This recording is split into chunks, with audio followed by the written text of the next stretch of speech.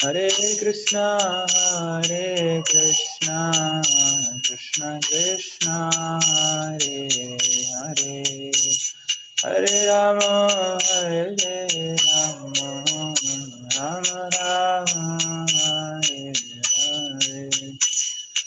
Hare Krishna, Krishna Krishna, Hare Hare, Hare Ram, Ram Ram, Hare Hare. Hare Krishna, Krishna Krishna, Hare Hare, Hare Ram, Ram Ram, Hare Hare. Hare Krishna, Krishna Krishna, Hare Hare, Hare Ram, Ram Ram, Hare Hare. Hare Krishna, Krishna Krishna, Hare Hare, Hare Ram, Ram Ram, Hare Hare. Jai Radha Giridhari, Radha Giridhari Radhe, Radha Giridhari, Radha Giridhari Radhe.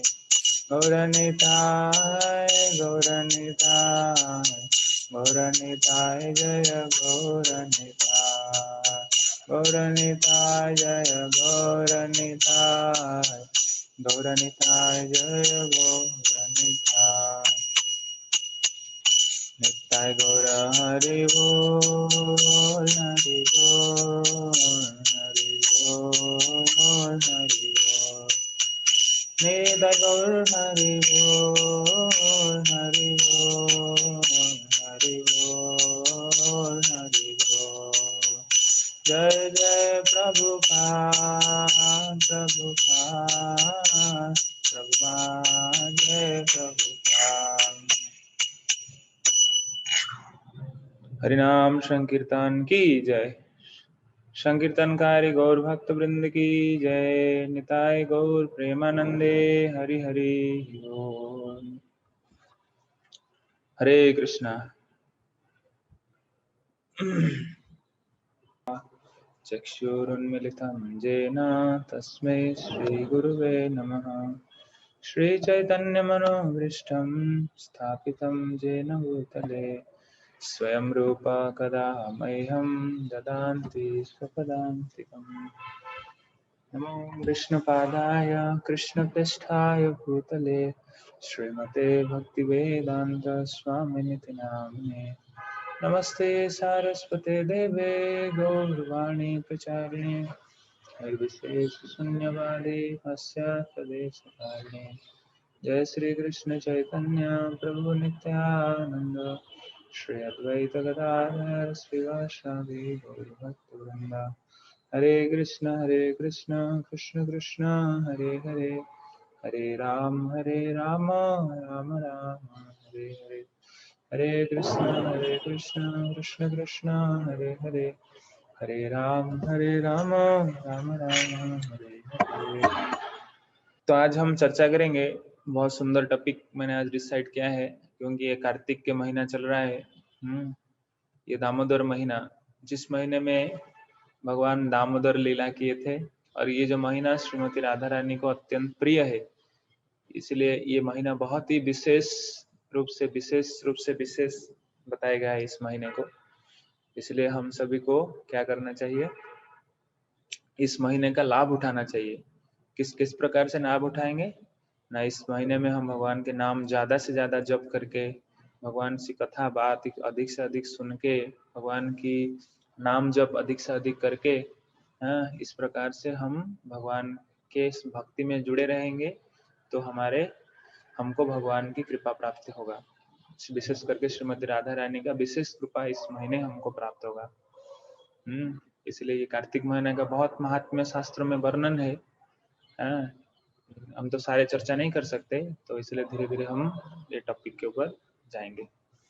तो आज मैं एक सुंदर topic decide किया है, जे जीवन का वास्तविक समस्या क्या है।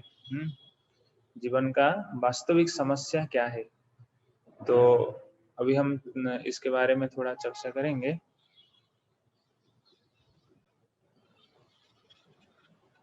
एक स्लाइड शो के ऊपर जाएंगे। ये सुंदर टॉपिक है कि जीवन का वास्तविक लक्ष्य क्या है। जीवन का वास्तविक उद्देश्य क्या है, वास्तविक समस्या क्या है। तो लोग समझते हैं क्या, सोचते हैं जीवन का वास्तविक समस्या क्या है, घर बनाना। जीवन का वास्तविक समस्या क्या है, लोग सोचते हैं ना। हमारे ये बिल्डिंग का ये प्रोजेक्ट फाइनल नहीं हो रहा है, हमारे ये बेटी का शादी नहीं हो रहा है। अलग अलग प्रकार से लोग समझते हैं ये हमारा ज्यादा समस्या, संसार में ज्यादा लोक संख्या बढ़ रहा है, संसार में ज्यादा से ज्यादा दुर्नीति हो रहा है।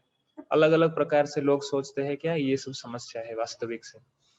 परंतु ये बाह्य ये समस्या नहीं है, क्योंकि ये भौतिक जगत तो जेल है। ये भौतिक जगत क्या है, जेल है। यहाँ तो समस्या रहने ही वाला है किसी प्रकार से। ये भौतिक जगत जेल है, जेल में तो समस्या रहेगा ही रहेगा। जेल में हम ऐसे नहीं कह सकते कि समस्या नहीं रहेगा, जेल है तो समस्या जरूर रहेगा। इसलिए इस शास्त्र में बताया गया ये भौतिक जगत है, ये दुखालयम अशाश्वतम है। ये भौतिक जगत जो है ये क्या है, दुख के सागर है ये भौतिक जगत। ये अशाश्वत भी है, और इस भौतिक जगत जेल है। जेल में हम कभी भी ये एक्सपेक्ट नहीं कर सकते हैं कि यहाँ सुखी होगा। यहाँ हर समय कुछ ना कुछ समस्या होता ही रहेगा, क्योंकि ये जेल है। इसलिए जेल में हम कभी भी एक्सपेक्ट नहीं कर सकते कि यहाँ समस्या नहीं होगा। यहाँ हर समय कुछ ना कुछ समस्या होते ही रहेगा। इसलिए हमें क्या करना चाहिए, भगवान की भक्ति करना चाहिए, भगवान से जुड़ना चाहिए। तो भगवान की भक्ति करने से क्या होगा, मामे वजे प्रपद्यन्ते माया मेतम तरन्ति ते। भगवान की भक्ति करने से हमको जो ये जगत की समस्या हमें सताएगा नहीं। इसलिए भक्त लोग कभी भी ऐसे नहीं जाके लोगों को कपड़ा दान करते हैं, लोगों के लिए सब जन कल्याण कार्य, भक्त लोग ये सब नहीं करते हैं। भक्त लोग क्या करते हैं, भक्त लोग भगवान के भक्ति के बारे में शिक्षा देते हैं। भक्त लोग भगवान के भक्ति के बारे में लोगों को शिक्षा देते हैं। भक्त लोग कोई दूसरे शिक्षा नहीं देते हैं लोगों को, भक्त लोग भगवान के भक्ति के बारे में ही शिक्षा देते हैं, ताकि उसका जो कर्म बंधन है संसार जिसके कारण वो दुख भोग कर रहा है वो दूर चला जाएगा। इसलिए हमको ऐसे ही कल्याण करना चाहिए लोगों की। क्योंकि भौतिक जगत तो किसी के कभी ना, भौतिक जगत तो समस्या ही भर पड़ा है। हर समय कुछ ना कुछ समस्या लगा रहेगा इस भौतिक जगत में। यहाँ हम कभी भी आशा नहीं कर सकते कि एक दिन समस्या सारे चला जाएगा। यहाँ समस्या रहेगा ही रहेगा। इसलिए ये समस्या को हल करने का प्रयास ना करके इस भौतिक जगत से उद्धार कैसे होंगे उसी के बारे में ज्यादा प्रयास करना चाहिए। भौतिक जगत से कैसे फिर से हम जन्म ना ले, ये वास्तव में बुद्धिमता है। बुद्धिमता क्या है न, जो सोचता है इस भौतिक जगत से मैं कैसे उद्धार हो सकता हूँ, वही वास्तव में बुद्धिमान है। बुद्धिमान वो है जो ऐसा सोचता है कि कैसे मैं भौतिक जगत से उद्धार हो पाऊंगा। वास्तव में वही बुद्धिमान है। भौतिक जगत तो समस्या रहेगा ही है। इसलिए समस्या वास्तविक क्या है ना, भगवान से जुड़ा रहना। समस्या का समाधान क्या है, भगवान से जुड़ा रहना। तो हम ये आज टॉपिक के ऊपर चर्चा करेंगे कि वास्तविक समस्या क्या है जीवन का, और समस्या का कारण क्या है, और समस्या का समाधान का क्या उपाय है। तो जीवन की वास्तविक समस्या क्या है, भगवत गीता में भगवान अर्जुन को कहते हैं वास्तविक समस्या क्या है। जन्म मृत्यु जरा व्याधि दुख दोषानुदर्शन। तो ये है वास्तव में जीवन का समस्या। क्या, जन्म मृत्यु जरा व्याधि दुख दोषानुदर्शनम। जन्म मृत्यु जरा व्याधि दुख दोषानुदर्शनम, ये वास्तव में जीवन का समस्या है। तो श्री जन्म मृत्यु और जरा व्याधि ये वास्तव में समस्या है। समस्या कोई दूसरा नहीं है। समस्या क्या है, जन्म लेना इस संसार में, दुख, बुढ़ापा आना, व्याधि रोग आना, बाद में मृत्यु आना, ये वास्तव में जगत में समस्या है। क्योंकि मैंने अभी चर्चा किया कि भौतिक जगत जेल है। भौतिक जगत जेल है। लोग सोचते हैं जन कल्याण करना, कुएं खुदवाना, लोगों को फूड फॉर लाइफ करना, लोगों को खाना देना, भिखारी को दान देना, ये सब करने से जगत का समस्या चला जाएगा। लोग समझते हैं ये सब समस्या है, क्या है ना, लोगों को जनसंख्या बढ़ रहा है, लोगों का अनएम्प्लॉयमेंट बढ़ रहा है, लोगों का स्ट्रेस बढ़ रहा है, लोग दुख वो कर रहे हैं, ये हो रहा है, वो हो रहा है, ये सब समझते लोग, क्या ये सब समस्या है, किंतु वास्तव में समस्या ये नहीं है। समस्या का जो मूल कारण क्या है? मूल कारण यह है, क्या है? जन्म मृत्यु जरा व्याधि दुख दोषानुदर्शनम। क्योंकि ये भौतिक जगत जेल है, यहाँ तो समस्या रहेगा ही रहेगा। इस भौतिक जगत में जन्म लेना ही ये मेन समस्या है। जन्म मृत्यु जरा व्याधि दुख दोषा अनुदर्शनम, कि ये जो चार है, ये वास्तव में भौतिक जगत का समस्या है। जन्म है ना, क्योंकि भौतिक जेल में जन्म हो, जेल में आना से तो समस्या होगा। जेल में कभी अच्छा चीज रहेगा क्या? जेल में क्या करेगा? जो जेलर है वो आपको काम करवाएगा, आपको पिटेगा, आपको हर प्रकार के कष्ट देगा। वैसे ही भौतिक जगत क्या है? जेल है। यहाँ का इंचार्ज कौन है? अभी आगे आएगा। यहाँ का इंचार्ज है दुर्गा देवी। और दुर्गा देवी हमको क्या करते हैं? हर समय पनिशमेंट देते हैं, हर समय हमको पनिशमेंट देते हैं, क्योंकि हम भगवान की आज्ञा को अवज्ञा करके इस भौतिक जगत में आए हैं। इसलिए दुर्गा देवी बार बार हमको पनिशमेंट देते हैं। इसलिए ये भौतिक जगत जो है, पूरा ब्रह्मांड, ये भौतिक जगत वास्तव में यही वास्तव में क्या है? ये ही माया है। ये भौतिक जगत ये पूरा माया मोह से बना हुआ है। भौतिक जगत है ये पूरा अज्ञानता से बना हुआ है, इस दुनिया। इसलिए इसलिए ये जन्म बंध से मुक्त हो जाना, भगवत गीता में भगवान बताते हैं, जन्म बंध विनिर्मुक्ता पदम गच्छन्ति अनामयम। जन्म बंधन से मुक्त होना, मुक्त होके व्यक्ति क्या करता है? मेरे पास आता है। क्योंकि जन्म लेने से ही तो बुढ़ावस्था आता है ना, जन्म लेने से ही रोग आता है ना। इसलिए जन्म बंध बताया गया है, जन्म से ही बंधन व्यक्ति का स्टार्ट होता है। इसलिए हमको पहले क्या करना चाहिए कि कैसे भौतिक जगत में हम जन्म ही ना ले, उसके बारे में हमको कार्य करना चाहिए, उसके बारे में हमको सोचना चाहिए, उसके अनुसार कार्य करना चाहिए। भौतिक जगत से कैसे जन्म ही नहीं लेंगे, ये जेल में आएंगे ही नहीं कैसे फिर से, है? तो शंकराचार्य बताए हैं, शंकराचार्य क्या बताया है? श्री शंकराचार्य ने अपना स्त्रोत्र में कहते हैं, क्या कहते हैं? पुनरपि जननम पुनरपि मरणम पुनरपि जननी जठरे शयनम इह संसारे बहु दुस्तारे कृपया पारे पाहि मुरारे। शंकराचार्य के भज गोविंद स्त्रोत्र में आता है। क्या? बार बार जन्म लेना, बार बार मरना, माँ के गर्भ में फिर से आना, आना, ऐसे है संसार का यह दुस्तर प्रभाव। ऐसे ही है संसार का दुस्तर प्रभाव। हे मुरारे, अपनी अनंत दया से मेरा उद्धार कीजिए। इसलिए शंकराचार्य क्या बोल रहे हैं कि हे मुरारी, हे गोविंद, मुझे आप क्या कीजिए? अपनी अनंत कृपा से मेरा उद्धार कीजिए, इस संसार से मेरा उद्धार कीजिए। क्योंकि मैं संसार में फंसा हुआ हूँ। इसीलिए जन्म मृत्यु जरा व्याधि, 4 प्रकार के दुख, 3 प्रकार के क्लेश। 3 प्रकार का क्लेश क्या है? आध्यात्मिक, आदि भौतिक और आदि दैविक। ये क्लेश हमें हर समय सताता रहता है, हर समय हमको सताता रहता है। इसलिए ये जन्म बंध से मुक्त होना ही वास्तव में जीवन का लक्ष्य है। तो अभी हम देखेंगे कैसे व्यक्ति शरीर परिवर्तन, इस दुनिया में जन्म लेके बारंबार जन्म चक्र से बारंबार एक शरीर से लेके दूसरा शरीर परिवर्तन करता है। इस एक वीडियो अभी हम प्ले करेंगे, इस वीडियो में बताया गया।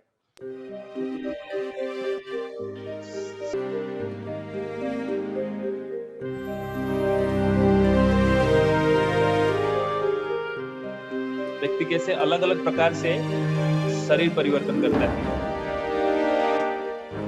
84 लाख जीव योनि में इस भौतिक जगत में अलग अलग शरीर मिलता है। आज ये शरीर, कल वो शरीर, कल पशु, कल कुत्ता, अलग अलग प्रकार के व्यक्ति अपने कर्म के अनुसार, कर्म के अनुसार व्यक्ति कैसे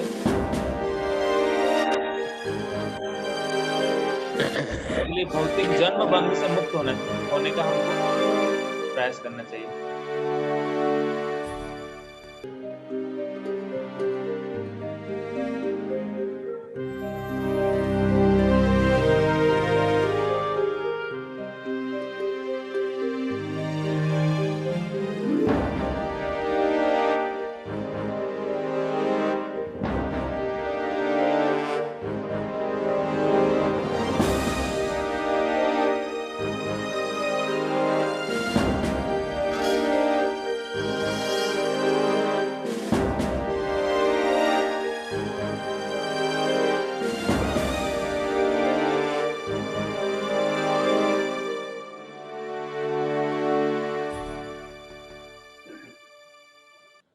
हरे कृष्ण। तो अभी हम देखें किस प्रकार से हम इस जन्म बंध से फंसे हुए इस भौतिक जगत में। तो तो जन्म है, हाँ, पहले जो जन्म हम लेते हैं इस भौतिक जगत में, हैं, भौतिक जगत में हम जन्म लेके माँ के गर्भ में कैसे हम कष्ट पाते हैं। लोग सोचेंगे कि इस चार को जो बताया गया है, ये चार प्रकार के जीवन दुख है, ये चार प्रकार के जन्म मृत्यु जरा व्याधि। लोग सोचेगा कि जन्म कैसे दुख है, ये तो अभी हम जब मातृगर्भ में थे अब तो हम याद नहीं है। वैसे ही जैसे हमारा अभी देखो 20 साल पहले किसी का हाथ टूट गया होगा, हाँ, 20 साल पहले उसका हाथ टूट गया है, वो अभी उसको याद है क्या उसको मैं जो कष्ट भोगा था वो भूल गया है। 20 साल 30 साल के बाद व्यक्ति भूल जाता है। वैसे ही हम मातृगर्भ में इतना कष्ट भोगे हैं, अभी हम ये सब भूल गए हैं।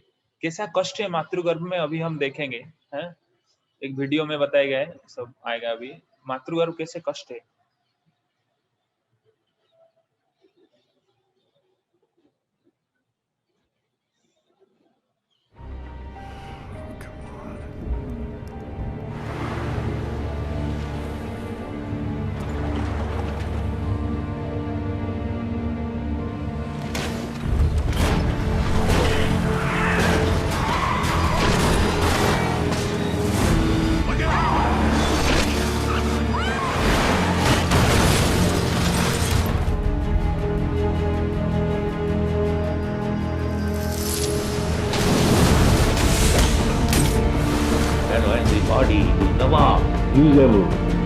That the body is finished and the soul again enters another body. This is called transmigration. What is the next body you are going to get? You must have information.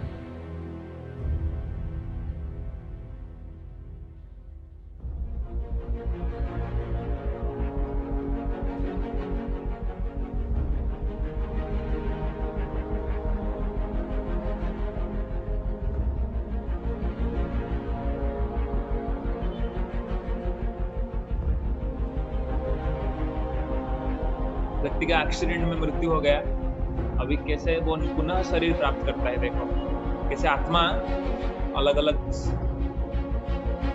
अपना वीर्य के आधार पर मातृगर्भ में नया शरीर उत्पन्न होता है। एक हर महीने के डिटेल्स बताए गए हैं, प्रत्येक महीने में कैसे एम्ब्रियो बढ़ता है, पहला महीना में क्या क्या विकसित होता है, हाथ बढ़ता है, सेकंड महीना में हाथ पैर कैम्स बढ़ता है, सब नेल्स फिंगर्स थर्ड महीने में बढ़ता है, आंखें छोटी बाल ये सब बढ़ना चालू होता है धीरे धीरे।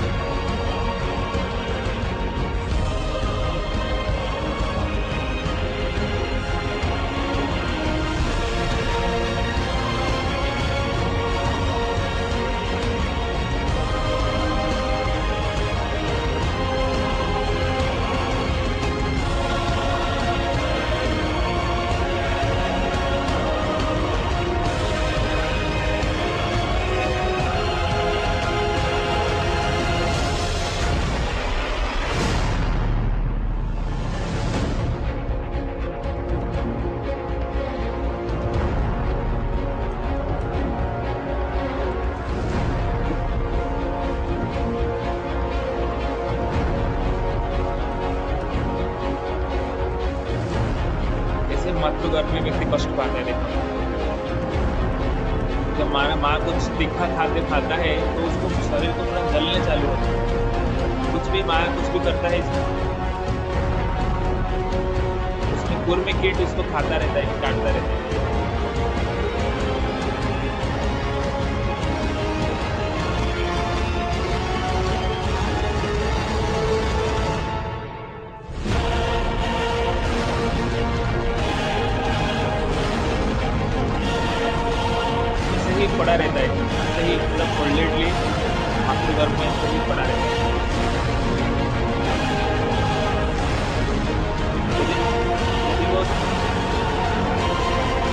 यदि वो शिशु भाग्यवान है तभी उसको पुनर्जन्म पूर्व जन्म का बात स्मरण आता है।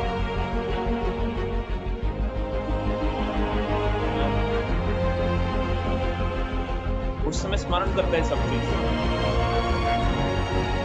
मैं कितना कष्ट भोग कर रहा हूँ, मेरे कर्म के प्रभाव से मैं इस भौतिक जगत में नाना प्रकार के पाप कर्म करके एक भौतिक शरीर पाया हूँ।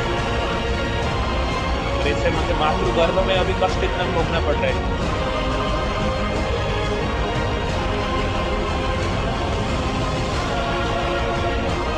वो इसी कंडीशन में इतना दुख पाता है, उस समय भगवान को प्रार्थना करता है। यदि वो आत्मा फॉर्चुनेट आत्मा हो, सभी आत्मा में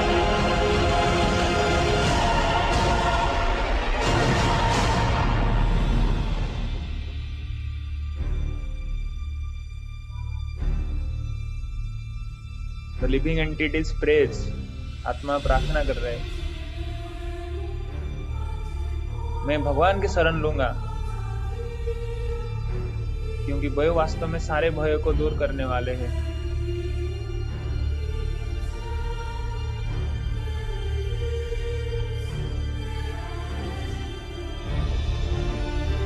क्योंकि मेरे जो पाप कर्म के फल के कारण मैं अभी से कंडीशन में फंसा हूं।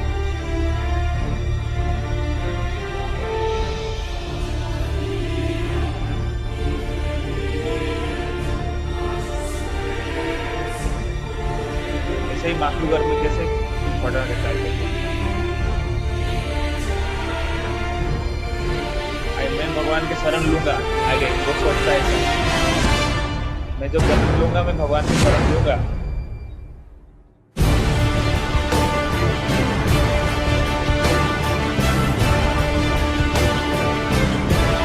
क्योंकि मैं अपना इंद्रियों को दुरुपयोग किया है, इसी के कारण मैं मानता हूं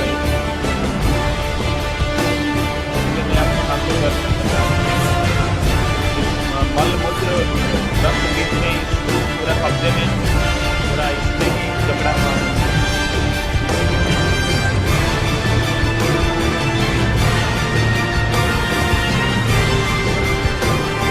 वो दिन देखना चालू करता है, कब मैं इससे यहाँ से मुक्त होगा और मैं भगवान से मुक्ति करूंगा, और फिर से ये जन्म चक्र में नहीं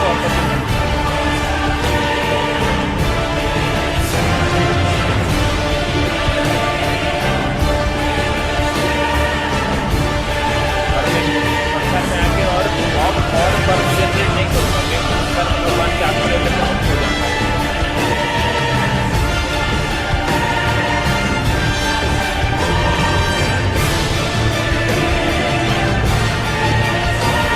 अभी दबका मारता है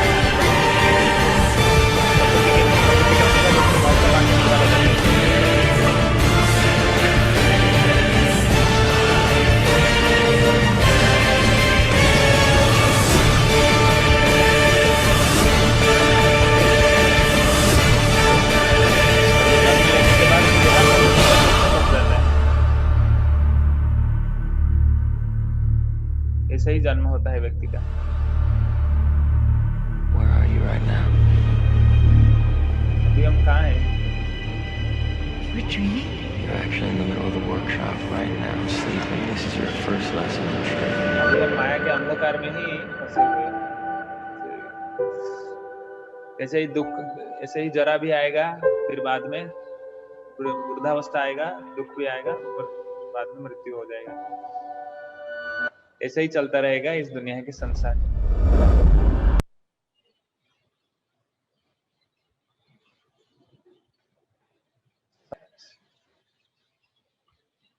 ऐसे ही भौतिक जगत में व्यक्ति इस दुनिया में फंसा हुआ है।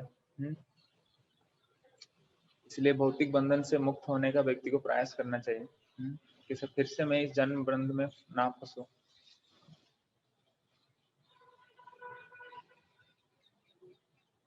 इसमें भक्ति विनोद ठाकुर बताए है, जननी जठरे छिलम जखन विषम बंधन पासे, ये जननी तखन भाविनु जन्म पाया करीब भजन तब। इस जन मातृ के गर्भ में जननी जठरे छिलम जखन विषम बंधन पासे, ये जन्म के माँ के गर्भ में मैं बंधन में फंसा हुआ था। और क्या हुआ उसके बाद? उस समय मैंने सोचा, तखन भाविनु, उस समय मैंने सोचा जन्म पाया, जब मैं जन्म पाऊंगा मैं आपका क्या करूंगा, भक्ति करूंगा और फिर से ये मातृगर्भ में नहीं फंसूंगा, फिर से ये दुखमय संसार में फिर से नहीं आऊंगा। उस समय व्यक्ति जीवात्मा ऐसा सोचा था। हाँ, उस समय भगवान को प्रार्थना किया था कि मैं फिर से ये जो इतना कष्टदायक स्थिति में मैं फिर से नहीं आऊंगा इस भौतिक जगत में। परंतु क्या होता है, हाँ, जन्म होइल पड़ी माया जाले ना होइल ज्ञान लव। जब जन्म हो गया वो माया जाल में गिर गया। ये देखो रहा ना पिक्चर, कैसे जन्म हुआ जो माया उसको कैप्चर कर लिया। हाँ? जन्म होया पड़ी माया जाले ना होइल ज्ञान लव। जन्म होने के बाद देखो, ये पहले है अटैचमेंट, यहाँ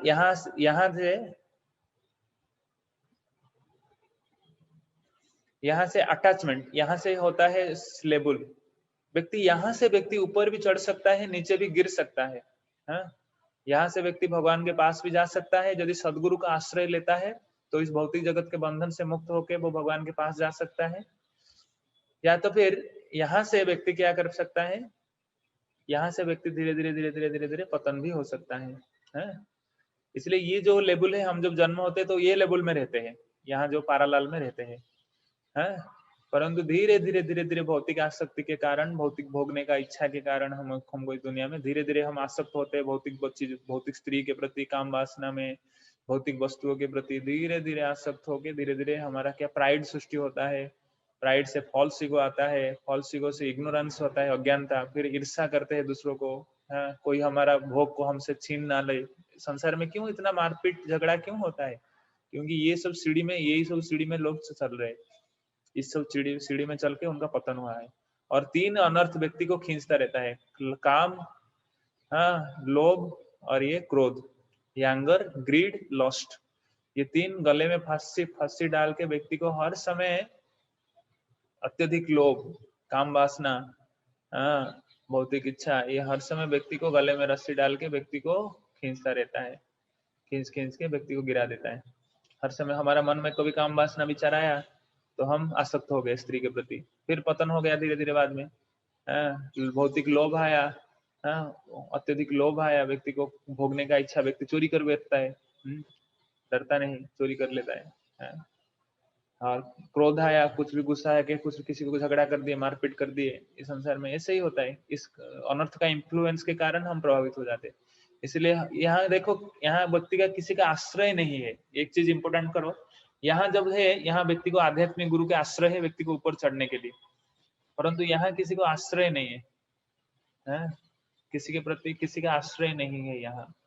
इसलिए व्यक्ति को धीरे धीरे किसी का आश्रय ना होने के कारण व्यक्ति को खींच के ये जो काम क्रोध लोभ ये सब नीचे गिराती है। परंतु यहाँ यदि व्यक्ति क्या करता है, ट्रूथली, सही भाव से, ऑनेस्टली साधु गुरु वैष्णवों के शरण आता है, साधु गुरु वैष्णवों के शरण में जाता है, तो धीरे धीरे एक्सेप्टिंग स्पिरिचुअल मास्टर, यहाँ पे देखिए, एक्सेप्टिंग स्पिरिचुअल मास्टर, फिर शास्त्र पढ़ता है, धीरे धीरे आध्यात्मिक गुरु ग्रहण करता है, फिर शास्त्र पढ़ता है, फिर धीरे धीरे तपस्या करता है, इंद्रियों को दमन करता है, फिर स्पिरिचुअल नॉलेज, उसको आध्यात्मिक अनुभूति होना चालू होता है। ये रियलाइजेशन बताएगा इसमें, आध्यात्मिक रियलाइजेशन, सेंस इसमें आता है, क्या, स्पिरिचुअल नॉलेज। उसको स्पिरिचुअल नॉलेज का अनुभूति होने चलता है कि मैं शरीर नहीं, मैं आत्मा हूँ, भगवान के अंश हूँ, इसको ये अनुभूति होता है। तो वो भगवान को अंश समझ के भगवान की भक्ति करना चालू करता है, भगवान को भक्ति पूर्वक प्रेम पूर्वक सेवा करना चालू करता है, भगवान के साथ उसका संबंध जुड़ जाता है आध्यात्मिक गुरु के मार्गदर्शन में। इसलिए हमको हर समय क्या होना चाहिए, सतर्क रहना चाहिए कि हमको साधु गुरु वैष्णव जो बताते हैं वैसे ही चलना चाहिए। हमारा मन का दास नहीं बनना चाहिए हमको। मन के शत्रु कौन है? ये 3 है, काम क्रोध लोभ द्वेष, ये सब 3 के शत्रु है। काम क्रोध, लस्ट, एंगर, एनवी, ग्रीड, ये सब मन के शत्रु है। ये सब व्यक्ति को खींच लेता है, यहाँ से नीचे खींच लेता है, व्यक्ति बहुत बुरी तरह फंसता है इस संसार में। परंतु सही मित्र कौन है? हमारा आध्यात्मिक गुरु, आध्यात्मिक ज्ञान, गीता, भागवत, साधु वैष्णव जो हमको मार्गदर्शन देते हैं, वही हमारे वास्तव में सद मित्र है। परंतु हमारा अज्ञानता ऐसे समझ नहीं, मन हमको प्रलोभित कर देता है। इसलिए हमको सही मार्गदर्शन में रहना चाहिए। दूसरा क्या है याद है? व्याधि। व्याधि क्या? बीमारी। देखो कितना अलग अलग प्रकार की व्याधियां इस संसार में होता रहता है, व्यक्ति ना चाहते हुए भी अलग अलग बीमारी किसी ना किसी को ऐसा कोई भी नहीं कह सकता है कि मुझे कोई बीमारी नहीं होगा। कुछ ना कुछ बीमारी व्यक्ति जरूर होगा, व्यक्ति को जो बीमारी जरूर फंसाएगा। देखो अभी कोरोना के पीरियड में कितना लाखों लाखों करोड़ों लोगों को कोरोना हो गया, बहुत सारे लोग मर भी गए कोरोना में, बहुत सारे लोगों का मृत्यु हो गए। वो लोग सोचे नहीं थे कि मुझे कोरोना होगा, कि वो तो उनका कुछ पता ही नहीं था। परंतु डिजीज कब आएगा कैसे आएगा कुछ पता नहीं, किसी को भी मृत्यु जान ले सकता है इस दुनिया में। कोई कोई जन्म से ही डिजीज है। कर्म का प्रभाव देखिए, यहाँ बच्चे देखो छोटे समय से उसका पैर ऐसे है, लोग बोलते हैं ना पोलियो हो गया है, ये वास्तव में पोलियो नहीं बल्कि उसका कर्म के प्रभाव से पूर्व जन्म में वो कैसा कुछ कर्म किया था, दूसरों को कष्ट दिया था, कुछ कर्म था उसका, ऐसे उसके प्रभाव से इसी जन्म से ही व्यक्ति लंगड़ा बना पैदा हुआ। ये कर्म बंध है, व्यक्ति का कर्म बंध बहुत ही शक्तिशाली है, व्यक्ति को छोड़ेगा नहीं कर्म बंधन कभी भी। इसलिए भौतिक जगत में हमको कैसे मुक्त होंगे इसके बारे में हमको क्या करना चाहिए, उसके बारे में हमको प्रयत्नशील होना चाहिए। भौतिक जगत में परमानेंटली रहने का प्लान नहीं करना चाहिए। इसलिए प्रभुपाद बताए कि जो भौतिक जगत है ये this is like toilet. Toilet में कोई पूरा समय रहेगा ना, कैसा है क्या सारा दिन भर, टॉयलेट में काम अपना कंप्लीट करो फिर चले आओ। वैसे ही भौतिक जगत टॉयलेट की तरह है, यहाँ अपना काम बिजनेस कंप्लीट करो, बिजनेस मतलब भगवान को भक्ति करने का बिजनेस, भक्ति करने का जो माध्यम प्रोसेस अप्लाई करो, भगवान को भक्ति करके इस संसार से दूर हो जाओ, संसार से मुक्त हो जाओ। मुक्तिर हुत्वा अन्यथा रूपम स्वरूपेण व्यवस्थितम, संसार से मुक्त होकर भगवान के शरणागत होना, यही वास्तव में ये है। हमें भक्ति करते हुए भी इस संसार से मुक्त हो सकते हैं। संसार के जो क्लेश है, दुख है, हमको कष्ट नहीं दे सकता है यदि हम भक्ति करते हुए भी।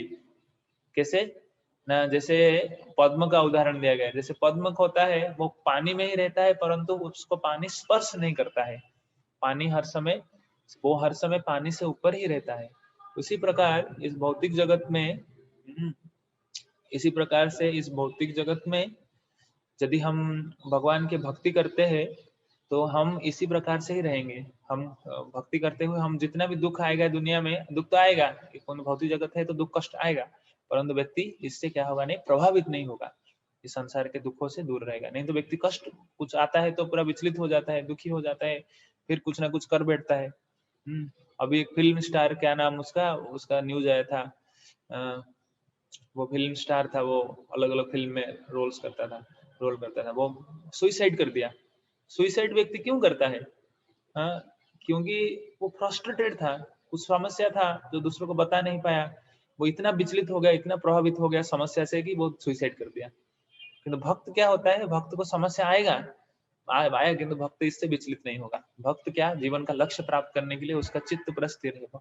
उसको पता है कि जो भी समस्या में मेरा जीवन में आ रहा है, मेरा ही कर्म के प्रभाव से अभी धीरे धीरे कुट प्रारब्ध अप्रारब्ध बीज कुट के माध्यम से धीरे धीरे मुझे मिल रहा है।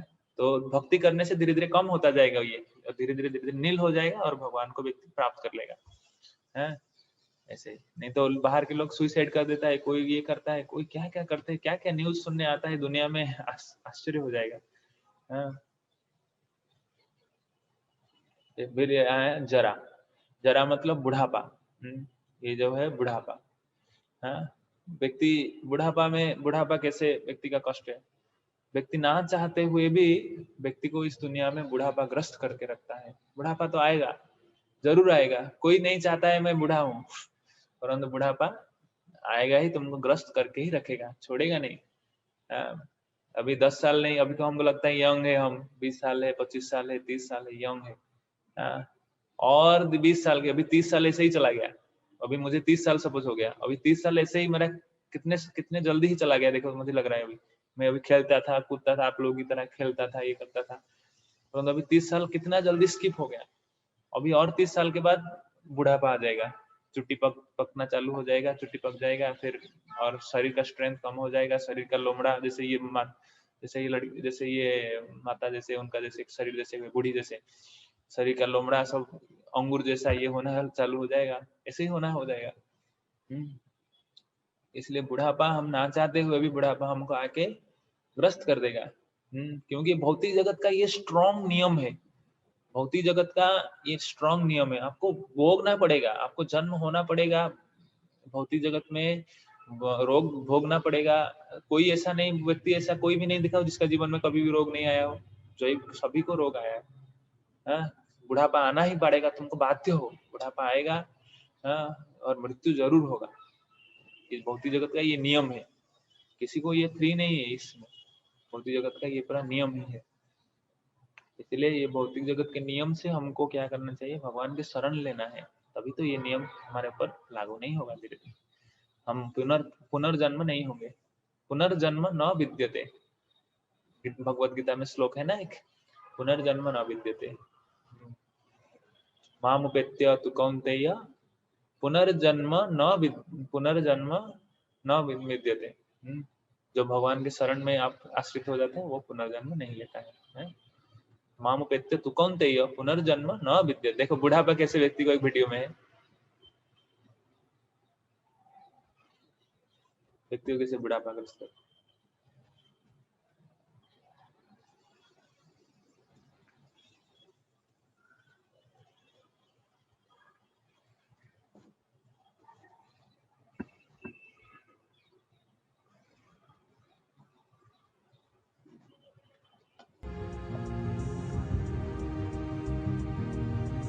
Days, months, and years rush by in the blink of an eye. Yet for some reason people try to ignore this fact. बहुत सारे लोग क्या करते हैं, इसको छुपाना चाहते हैं। It is as if they think they will never grow old. Yet the days of youth that they so fondly imagine will never end are really very short. Almost everyone realizes that he will grow old one day. Yet young people always feel that those days are very far off. They refuse to accept that they will one day be old, weak, and helpless.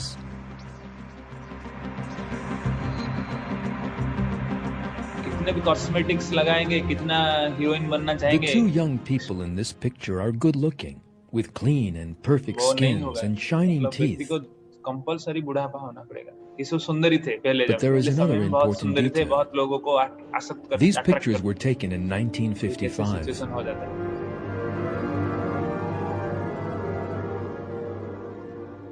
When this picture was taken, these two hero were था, most probably अभी ऐसे हो not गया। giving any thought to the fact that they would one day grow old. ऐसे ही हो जाता है। Yet some 50 years or more have now gone by, and nothing remains of the youth and ऐसे ही beauty भौतिक in the दुनिया में। picture.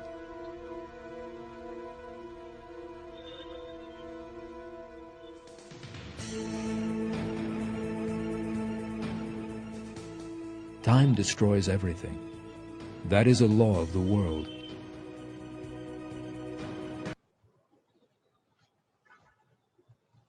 हाँ, ऐसे ही वृद्धावस्था व्यक्ति को ग्रस्त करके रखता है। व्यक्ति ना चाहते हुए भी व्यक्ति को वृद्धावस्था ग्रस्त करेगा ही करेगा। हाँ, ये सब, ये जो पहले था, इसकी जो पिक्चर है, इस छवि में ये एक हीरोइन था पहले, अब ये हीरोइन देखो कैसे बन गया। अभी उस समय लोग उसके प्रति आसक्त हो जाते थे, उसका स्क्रीन का जो ब्यूटी देख के, हाँ, उसका स्क्रीन का देख के ही लोग आसक्त हो जाते, हो। अभी कोई आसक्त होगा? अभी इसको दिखाएंगे तो कोई नहीं है। ऐसे ही दुनिया, क्योंकि स्क्रीन ब्यूटी है, ये जो स्क्रीन है यही माया है, लोग इसी में ही भ्रमित हो जाते हैं। जो स्क्रीन, चिकना स्क्रीन, इसी को ही लोग देख के विचलित हो जाते हैं। कुछ है ही नहीं, ये ऐसे ही हो जाएगा 20 साल के बाद, 20 साल 30 साल के बाद, है कोई आसक्ति नहीं रहेगा ना। तो इसलिए व्यक्ति को भगवान के प्रति आसक्त होना चाहिए, भगवान के रूप के प्रति, भगवान के गुण के प्रति, भगवान के लीला के प्रति। भगवान के सुंदर रूप कितना माधुर्य है, कंदर्प कोटि कमनीय विशेष शोभा।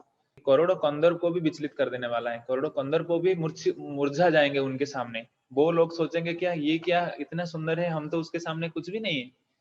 भगवान के रूप इतना सुंदर है, बे लोग से मुरझा जाएंगे भगवान के सामने, है भगवान के रूप इतना सुंदर है, भगवान के रूप इतना महिमामन। इसलिए भगवान के रूप के प्रति हमको आसक्त होना चाहिए। ये भौतिक जगत के रूप के प्रति ये आसक्ति नहीं, ये कष्ट देने वाला है बाद में। भगवान के रूप कितने सुंदर है भगवान, यदि व्यक्ति आत्म साक्षात्कार के मार्ग में चलेगा, व्यक्ति धीरे धीरे भगवान के नाम से भगवान के रूप आना चालू होगा। भगवान के नाम जप करते करते हरे कृष्ण कृष्ण कृष्ण हरे हरे, हरे राम राम राम हरे हरे, ये जप करेगा तो व्यक्ति का क्या होगा, नाम से व्यक्ति का रूप आएगा, भगवान के रूप धीरे धीरे स्फुरित होना चालू होगा हमारा। यदि सही पूर्वक भक्ति करेगा तो नाम से रूप, रूप से गुण आएगा, फिर गुण से लीला, ये सब प्रकाशित होगा हमारा हृदय में। और इतना व्यक्ति को दिव्य आनंद लगेगा कि भौतिक दुनिया के जो आनंद है उसको धक्का मारने के लिए इच्छा होगा, कुछ भी नहीं लगेगा। भौतिक जगत की स्त्री को देखेगा तो भी उसको लगेगा, थूकेगा उसके ऊपर, थूकेगा, कुछ नहीं टेस्ट है। इसी को, इसका उदाहरण एक दिए है यमुनाचार्य, भगवत गीता में वर्णन है कि यमुनाचार्य, हाँ, भगवान जब पहले वो बता रहे थे कि जब मैं गृहस्थ था उस समय मैं इतना भोग करता था, इतना जितना स्त्रियों के साथ संभोग किया था, जितना संभोग किया था, भोग किया था।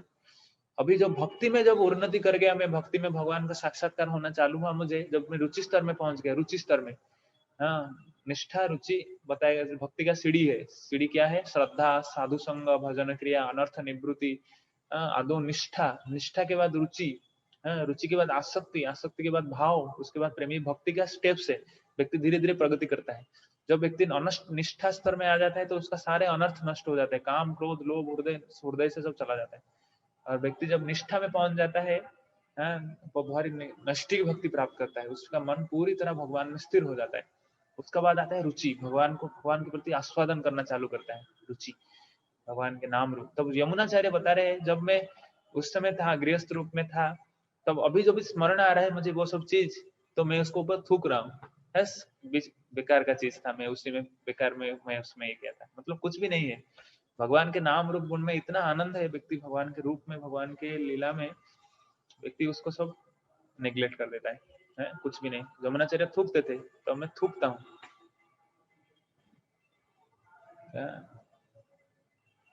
ऐसे ही है, इसलिए हम धीरे धीरे चर्चा करें, नेक्स्ट क्लास से और भी चर्चा करें इसको, क्योंकि एक एक टॉपिक में बहुत सारे टॉपिक याद आता है मुझे, बहुत सारे डिटेल्स याद आता है। धीरे धीरे चर्चा करेंगे, अभी तो टाइम हो गया, 6:30 के पास हो गया। कोई प्रश्न है तो पूछो।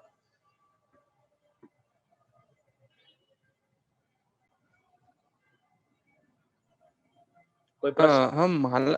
हम माला करते हैं ना, हाँ, तो वो श्लोक है ना, जय श्री कृष्ण चैतन्य वाला, वो एवरी माला में बोलना पड़ता है, कोई एक ही बार बोलना पड़ता है? हाँ, नहीं, प्रत्येक माला तो 108 बार हरे कृष्ण महामंत्र करने के बाद वो करना चाहिए। ऐसा है, हाँ। तो क्योंकि वो जो प्रार्थना है, हम उनको प्रार्थना कर रहे हैं, क्योंकि उन्होंने ही, जैसे हम चर्चा की आज टॉपिक के ऊपर, इस भौतिक जगत से जन्म मृत्यु जरा व्याधि के जो भौतिक जगत से हमको उद्धार करने के लिए ये 5 तत्व हम इस संसार में अवतीर्ण हुए थे। ये 5 तत्व कोई दूसरा नहीं है, श्री कृष्ण चैतन्य महाप्रभु साक्षात कृष्ण है, भक्त रूप में अवतरित हुए थे। चैतन्य, श्री कृष्ण चैतन्य प्रभु नित्यानंद, नित्यानंद महाप्रभु का बलदेव जी है, साक्षात बलराम जी, बलराम जी नित्यानंद रूप का। ये सब शास्त्र में 100 श्लोक आप मिलेगा कि नित्यानंद प्रभु कैसे वर्णन बलराम है। शास्त्र में पूरा वर्णन है कि कलयुग में भगवान आएंगे भक्त के रूप में, खुद को बोलेंगे नहीं कि मैं भगवान हूँ, किंतु उनके लक्षण के अनुसार शास्त्रों के आधार पे पता चल जाएगा। इसलिए नित्यानंद प्रभु कौन है? बलराम जी। क्या? जय श्री कृष्ण चैतन्य प्रभु नित्यानंद श्री अद्वैत, अद्वैत आचार्य कौन है? महाविष्णु के अवतार है। महाविष्णु और सदाशिव दोनों के ही सत्यावेश अवतार है। कौन? अद्वैत आचार्य। अद्वैत आचार्य उन दोनों के ही एक्सपांशन है। अद्वैत आचार्य, श्री अद्वैत गदाधर, गदाधर पंडित कौन है? श्रीमती राधा रानी का स्वरूप है। श्रीमती राधा रानी का स्वरूप है कौन? अद्वैत आचार्य, जो हमारे कौन? गदाधर पंडित। गदाधर श्रीवास आदि, श्रीवास पंडित कौन है? नारद मुनि के अवतार है, नारद मुनि के एक्सपांशन है। ये पंच तत्व जो है भगवान और भक्तों के, भगवान और उनके पार्षद के साथ इस भौतिक जगत में आके हम सब बद्ध जीव जो जन्म बंध में इसमें फंसे हैं, आप जो चर्चा की हमने, जितने सारे, हमको उद्धार करने के लिए आए थे इस भौतिक दुनिया से, तो भौतिक दुनिया से हमको उद्धार करने के लिए आए थे। इसलिए हमको उनको प्रार्थना करना चाहिए कि हमें तो क्योंकि हरिनाम में इतना शक्ति है कि हरिनाम हमको इस बद्ध जीवन से उद्धार कर देगा, परंतु हमारा अपराध हो जाता है हरिनाम के किसी न किसी प्रकार से। इसलिए हमको इनको प्रार्थना करना चाहिए कि अपराध से क्षमा मिले, कि हे जय श्री कृष्ण चैतन्य प्रभु नित्यानंद, आप तो इस संसार में इस भौतिक जगत को उद्धार करने के लिए हरिनाम लेके आए हैं, शास्त्र दिए हैं, सब कुछ किए हैं आपने, तो आप मुझे कृपा करके मुझे ये हरिनाम जप करने के लिए शक्ति प्रदान करें और मेरा अपराध को क्षमा करें, है प्रार्थना करना चाहिए, है उनको प्रार्थना करते हैं, बार बार प्रार्थना करना चाहिए, बार बार प्रार्थना। मैं तो कभी कभी इच्छा होता है 2-3 बार भी करता हूँ एक एक माला में, क्योंकि अच्छा लगता है, उसमें प्रार्थना करने से ज्यादा अपराध दूर होता है ना, करना चाहिए, कम से कम एक बार करना चाहिए, कम से कम हर माला में एक एक बार करना चाहिए, ठीक है। और कौन, और कुछ प्रश्न? नहीं, ठीक है, ऐसे क्लास जरूरी है ये सब धीरे, क्योंकि पिक्चर से व्यक्ति का अच्छा डीपली चित्त में जाता है चीज, इसलिए बहुत जरूरी है इसको समझना। जन्म मृत्यु जरा व्याधि कैसे दुख है, इसको समझना चाहिए। इसे बताया गया श्लोक में, जन्म मृत्यु जरा व्याधि दुख दोष अनुदर्शन, कि बताया गया इस दुख को तुम दर्शन करो, वास्तव में ये दुख है, तुम हम बद्ध जीव का समस्या क्या है, वो दर्शन नहीं करता है, वो सोचता है क्या